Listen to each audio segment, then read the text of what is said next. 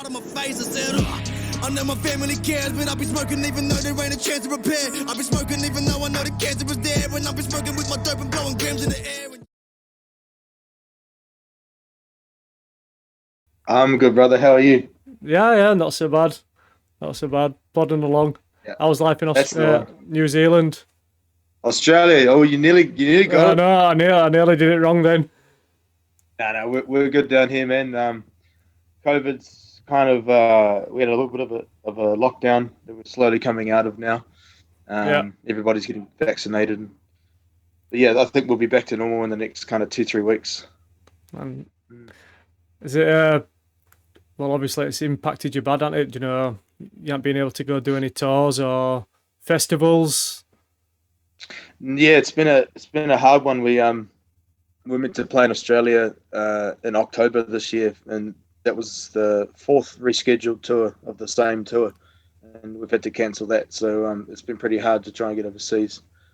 Yeah, it's been rough. Yeah. So, well, obviously you know who I am. I've done a I couple, do, bro. I've done a couple of videos. Yeah. I didn't even know it was going to be you. That's awesome. Is it? Thank you, Bella. I appreciate that. Yeah. So, for anybody that's watching, this is Joel from the band L.A.B. from New Zealand, not Australia. You're right, bro. I was just talking to Sarah. I was saying that I have actually been called out by some of your fans because at first I did actually call you L.A.B. So you might have seen that. Oh, right. Yeah, so I got your name wrong, but what actually does L.A.B. stand for? Oh, it's the initials of the original members that were in the band back in like 2014 when it first started. Yeah. And now it's kind of adopted more of a different acronym, I guess. There's been people make acronyms up. There's been people call us L.A.B. People call us L.A.B. It doesn't matter. Like, you know, it's no biggie. But we've decided to keep the name. You know, because we can't change the initials. It would sound weird if it was called Jab, especially in this day and age. Jab. So. Oh yeah, yeah. Well, if you haven't been jabbed twice, you can't go do any music anywhere, can you? Exactly. Yeah. So, I kind of came across you by, well, you know what I do. I do music reactions, and one day I got a request saying, "Oh, can you have a look at In the Air by L.A.B."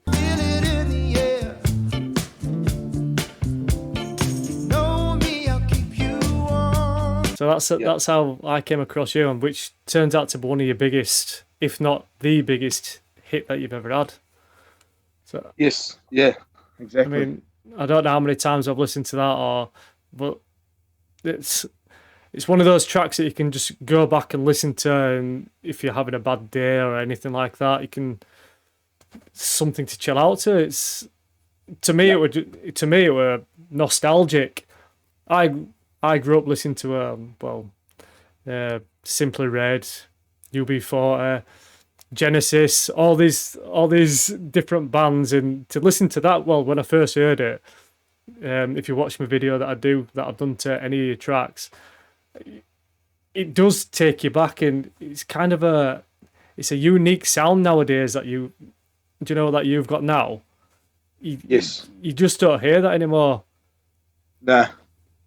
So it's I suppose like with the band, like we're not afraid of delving into that throwback kind of thing, you know.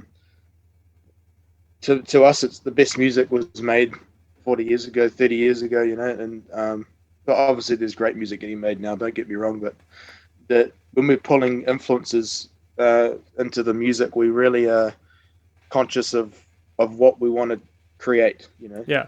I don't want to say recreate, because it's more, you know, like a lot of bands that are, you know, you're influenced by something, whether you want to show it in your music or not, on what kind of level, it's up to you. But for L.A.B, we're just guns blazing, man. We don't care if it sounds like Stevie Wonder. We don't care if it sounds like, you know, if that's what you think. Awesome, absolutely. Yeah. We love Stevie Wonder. So like, or whatever, or you know, if it gives you that nostalgic feel, that's exactly what we want you to feel. That's exactly what we want you to be reminded of, like, man, this is giving me that 70s feel, or that, like, a bit of a Fleetwood Mac vibe, or I don't know, whatever. I grew up So with Fleetwood yeah, Mac. My dad's a massive fan of Fleetwood Mac. Um, yeah, I think, well, talk about Fleetwood Mac. I get my son. My son's only 5, and I have him listening to "Chain" by Fleetwood Mac all the time because yeah, that's one of my favorites. And so's such a good "Dreams," tune. and it's fantastic music. Like you It say, is. you're obviously not trying to sound like anybody else, but just the feeling that you bring back, and the fact that no, there's not anybody doing it anymore. I listen to quite a lot of music, and obviously you listen to a lot of music. Apart from you, there's nobody making or still creating that sort of genre for me anymore. Right, Unless you listen to classic tracks, there's right. never. Do you know what I mean? It's Mm, it's like a lost art if you're, and for all you guys to get together and think we want to make this. I think you're quite lucky to find other people that want to recreate that like magical sound. yeah, absolutely. It's I mean, you can spend a lifetime trying to find the right people to play with. And when I first met Brad back in 2015, it was, I just knew straight away that there was something special about, one, I knew where he'd come from, Yeah. which was extremely, yeah, like a massive part of me going, well, this is an opportunity not to turn down.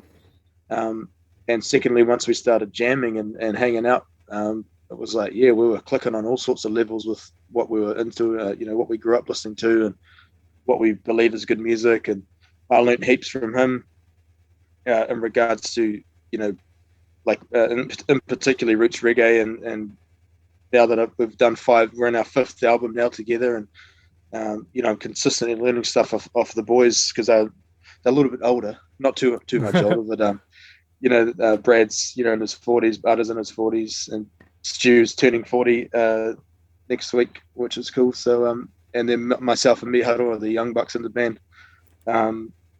So we're just lucky. There's an interesting kind of eclectic kind of mix of people, but with Meat Huddle's an old soul. I listen to everything I've listened to is 1970s, through to the 80s a little bit. But my heart and soul is in that era of music. BB King and Van Morrison and heaps of blue arts like Simply Red. Love what's his name, singer Mick Hucknall. Yeah. There's just a sound from that era that is quite. And particularly, actually, I'm a massive fan of Joe Cocker as well. Like I've been delving deep into him. It was an anniversary of Woodstock the other day, and there was a bunch of videos roaming around on Facebook, and I just watched his whole performance, and I was like, man, they're still building the stage when he did his set. Really? Yeah, they hadn't finished building the festival, and they had no infrastructure. It was just, I can't remember what the turnout was for that Woodstock, but it was like just nuts. Yeah. I mean, like, you guys, obviously, you're all. To me, I don't want to. Well, I don't want to like pigeonhole you or anything like that, but you are a classic band to me. Because you still play your own instruments and do you know what I mean? I think bands like this are just hard to find anymore. Everybody's either using samples, but I've seen videos of you playing live and you're playing instruments. You just Yeah, don't see that anymore. Do you know what I mean? right. So like my daughter actually, I've got a 9-year-old daughter, and she wants to learn how to play guitar, and I said, Yeah, oh, I'm interviewing Joel from a band. He plays guitar, and she's like, oh, we ask him how you start playing. Do you know? Asking how how it you start started. playing. Yeah, yeah. Yeah, yeah, Everything now is just synthetic. Do you know what I mean? It's not as real as what it used right. to be. Yeah, there is obviously that whole era of like pop and stuff that really has been exposed, I suppose, in regards to and still used a lot. Like, and we're talking about samples and tracks and bands. 4 people on stage, but there's like 16 bloody backing tracks, like Yeah. or whatever. It got to a point where it was like, go watch a live band, and like what you're looking at and what you're hearing are two different things. What we try and do in L.A.B, we do use samples, we do use tracks, not to the point where it distorts the music itself. It's nearly like an added instrument. Right. And it makes sense, like if we're touring and we can't afford to take, a couple of backing singers in a horn section, and we need those couple of little horn lines, then we just sample them. So Yeah. but there's nothing better than the real thing. And what one thing L.A.B, the trend that seems to be happening in the past few years is, we started out as a 4-piece band, myself, Brad, Stu, and Utter, and then we brought on Me Huddle 2 years ago as a full-time member, and then from there we've added 2 BVs, we've added a 4-piece string section. Louise has jumped on and done a bunch on the horn, on an alto sax, and the goal is to have a full horn section for some of our shows this coming summer in New Zealand. So we want to be the band that doesn't have to use outside things like, it's cool having fireworks and pyrotechnics and all that kind of stuff for your live show. It's amazing, but there's nothing better than, hey, we're going to bring out blah blah blah on the saxophone, and just she rips it up. But it's just cool, bringing those extra elements into the band, into the mix, into the sound, and it's something that we are continually evolving. We're always changing up and thinking of new things to add. We just hired a percussion player who's going to come and play with us next summer, who the idea is we want to go for the big Pink Floyd thing, where he's a little Indian dude, probably 5.5 foot, and have the whole like big side, like drums on the side like this, and a big sample pad, so he has to jump to hit it, like Yeah. shit like that. Yeah, That's good. It just keeps it more authentic to me. It just keeps it more real, if you know what I mean. So how have you got on, like I know you've like YOY and different tracks you've released the videos to them while you've actually been in lockdown, haven't you? Do you know? Well, whilst you've been in the COVID era, did you have any problems doing that, or any restrictions? No, we've been really lucky with apart from our international stuff. We've been super lucky in New Zealand to essentially use COVID as an advantage, or just the whole environment in the whole industry at the moment. We don't have any internationals, or the whole touring circuit's kind of quite small. We're only 5 million people in this country, and it's there's only a handful of bands that are having a crack at doing stadiums and stuff like that. So we were lucky that the timing of L.A.B's kind of journey in the air and stuff like that. The funny thing within the air was it came out in like December 2019, and then by 2020, like early 2020, it was into lockdown. We did the whole summer run. We did this one big show in a couple hours south from here. It was about 10,000 people. It was massive. It was WOMAD, New Zealand WOMAD Festival, and then 4 days later we were in level 4 lockdown. So and the song was only just starting to, people were starting to click on, it was starting to really go viral. And then in lockdown was when it absolutely took off. So between like March, April, May last year, it was that was when it really took off, and people were listening to it in lockdown and doing videos. And I was sitting here on Zoom just like this, but being in lockdown, doing interviews on TV and all sorts. It was just like, whoa, what is happening? And then we came out of lockdown and we did our first headline show in July last year at a stadium. At an arena in Auckland. And it was the first official gig in the world post-COVID. Oh, really? So we had all this massive attention from international media and that, because it was it was like the first gig outside of out of COVID lockdowns in the world. So that was quite special. and we sold it out 6,000 people, and then from there it's just been the last 12 months in particular have just been one of the craziest rides. Yeah, we just did Mount Smart in March, which is a big stadium in Auckland, and had 17,000 people, and that was our own headline show. So it was, it's just blowing up in the last 12 to 18 months. Yeah, I think But yeah, that song In the Air was the one that took it to the next level. Yeah, In the Air's the video where you're driving down the highway with the couple in the back with a mattress. That's the one. Yeah. Yeah, I remember doing it. It's I think when I first did YOY, I don't think you had a video out for it then. It was just like the art. It was just like drawing. Yeah, I like all those little drawings because I think while I started doing it, I was looking at the drawings and listening to the sound. It was like, not in a bad way. It was like I could really just relax and just kind of like go into like a dreamlike state. Just because the music was soothing. That I was looking at the picture on the screen. It was like, well, I don't want to do it after this now.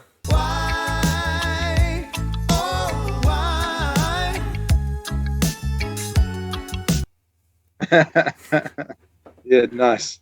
Although all the artwork is done by a girl called Natalie Mentor. She's been doing all of our albums. We met her at a mall in Auckland, in the main city in the North Island. We drove up there to meet with our soon-to-be label at the time, and then met with her to go through the concepts of what we wanted. And she draws everything by pen. She orders these expensive pens and pencils from Germany. Yeah. And once she has the concept and the idea, it takes her about 10, 12 weeks to really get everything down, and then she transfers it obviously to digital, and then away she goes. But yeah, it's all analog. It's all analog. You know what I mean? It's all done by hand. Yeah, which is really cool. And we all love bands like Black Sabbath, Deep Purple, Iron Maiden, those kind of real tense, that era of early British metal in particular. So, and their album covers, they're epic. You mentioned then about being. Did you say pre-label? Are you still pre-label? Are you? No, that was when we did the first album. So we signed with them in 2017, and that's when we released the first album. Because you're the first band to get a number one.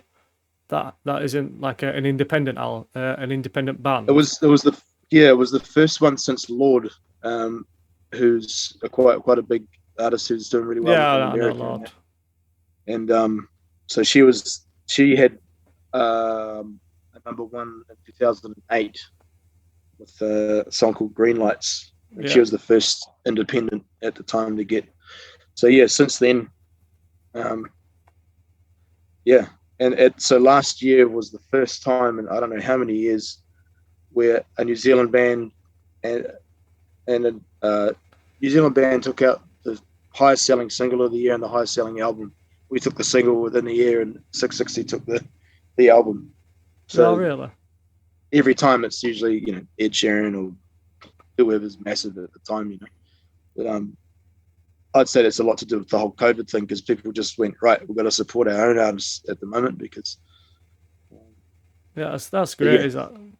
I think there's I predominantly do. Well, I do Australian, but I also do a few New Zealand artists as well. That's how obviously that's how I got onto you guys. But for me, music. I think music from the hemisphere that you live in is massively overlooked. Everything nowadays, it's American. I think music from New Zealand, Australia, it's never been in the limelight for me. Do you know what I mean?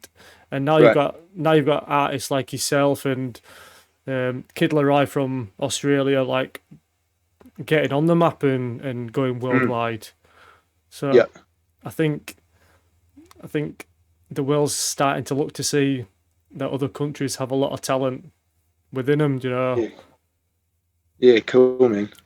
No, we're lucky in regards to bands like in New Zealand anyway. Bands like Fat Freddy's Drop have really paved the way and shown what can be achieved as a touring artist and as a Kiwi. You know, like Yeah. they're one of the bands that you kind of look at and go, man, that's the mold of like they've been going to Europe for, man, I don't know, 20 years or something, like so Yeah. many years. And they've just built up over time. And now they'll go to Amsterdam and they'll play in front of 10,000 people. And it's like, those aren't Kiwis. They've cracked the market. So it's, well, there will be Kiwis in there, but it's, the point is that they're one of the few bands that have really cracked the international market. And in the New Zealand roots reggae scene in particular, you know, but they're more dub electronic. There's so many moving parts in the Freddie sound, but that's what gives us hope, you know. It's like, man, we can do this. If they can do it, we can do it, you know. So Yeah, well, if you look through like most of your comments on any videos that you've done, you've got a number of different countries. You know, people saying, "Oh, I'm from Germany," or "I'm from England." I yeah, think I watched In the Air again today. To be honest with you, before when I'm talking yeah, to my daughter about who I'll be speaking to today, and I said, "Oh, look, I'll put it on for you." And just then I was flicking through the comments and somebody put in, "Oh, I'm gonna bring this sound to England and I'm gonna show my friends it." I think once people get grasped hold of a good band and then they start showing people, I think the world's your it's a oyster, roll isn't on effect. Yeah, so definitely, man. And oh, you're the first one though. You got to claim first place with that because you're the one that. it? Yeah, You're like, hang on, no, I discovered it first. yeah, yeah. Well, I'll bring it up at some point. I think the other track that I did yours were My Brother, which you've had some remixes out of recently, haven't you? Yes. Yeah, yeah. Which to in a way well, even the original to me, it's funk. To me, it's like a funk sound. It's you're kind of going off path to what your other tracks are. You know, it's I don't know how I explained it or how I wanted to explain it. Is like, do you know, like the film Shaft, like the music to Shaft. Yeah. Okay. Yeah. Yeah. Yeah. Yeah, Yeah. Yeah. that's to me what it like resonates to, which is Yeah. great. You know, I mean, it's going back to his 70s, like you were saying, that you're influenced by, and Know just what I'm gonna do. I was born for making love and making music too. Yeah. Yeah. Definitely. No, that whole era of funk. You know, we all listened to heaps of Earth, Wind and Fire. And they're definitely up there for us as a band. We listen to them a lot for arrangement stuff and just vocal harmonies and little spicy things that you just, you know, Earth, Wind and Fire are just one of the best at. And actually, there's a few UK bands that were like when I went to the UK back in 2012. I lived in Cornwall for a while, and I went to London and oh, nice, did a bit of Cornwall. stuff. And, yeah, it's a beautiful part of the country. Picked a nice part. Yeah. Yeah, Did you go yeah. surfing? Oh well, you'd go surfing anyway, wouldn't you? That's the only Oh, place I'm that you not. can Yeah, actually go surfing in England. it's funny because I live 50 meters away from the beach, and I hardly surf, but I got heaps of mates that do, and yeah, no, it's classic. But I got right into bands like Incognito and the brand new Heavies as well. And I got to see them in the UK when I was there. It was cool. I don't know if you heard of PB Underground. You heard of that band? No, I've not actually. Yeah, it's a drummer for that plays for Incognito, the young fella. Can't remember his name, but yeah, they're English. They've got some epic funk, man. You guys know how to play funk. Funk, Yeah, English funk. yeah, Um, yeah. have you got any plans on your next album? When's your next album out? We nearly finished it. We've got 2 more weeks of recording coming up, and we should be releasing that by end of October, start of November, or definitely some singles by then. And then hitting the road this summer. Got shows in December and January in New Zealand, and then February through to end of April, we should be in Australia. Fingers crossed. So. Oh, a long time then. Mm. Long time touring. Is this the same tour that you had to cancel? Yeah, we're gonna shift it around a bit. We've just been announced at Byron Bay Blues Festival, which is a big festival in Australia, and quite a prestigious one too. We're really stoked to be on that. So we're gonna try push some of our shows around that show that we've had to reschedule. And if anybody that's watching wants to find you guys or find any music, where's the best place to find it? Johnny's Reactions. Johnny's Reactions, yeah. Good answer. Yeah, obviously YouTube, Spotify, iTunes. You know, if you're a vinyl head and you like to buy real vinyl, then you go to loop.co.nz and you can buy our physical copies of the albums. That's great. That's great. You can't beat vinyls. That's what my dad had. I don't know how many he had. He had hundreds of the things. Yeah. Final Countdown. I think I used to have that until it stopped playing. Oh, yeah. Classic. Yeah, man. I better get a photo of us as well. I'm just gonna take a quick because the boys will buzz out. Buzz out. Yeah. Yeah. Cool, man. Too good. Thanks for that. We'll catch up soon, and next time we're in the UK, when we get there as a band, make sure you come to the show, eh? Yeah, definitely, 100%. Yeah. Get to some of these festivals that are going on if you can. Yeah, definitely. Yeah. All right, brother. Have a good one, eh? Yeah, you too, mate. Have a good one. Take care. See you later. See ya.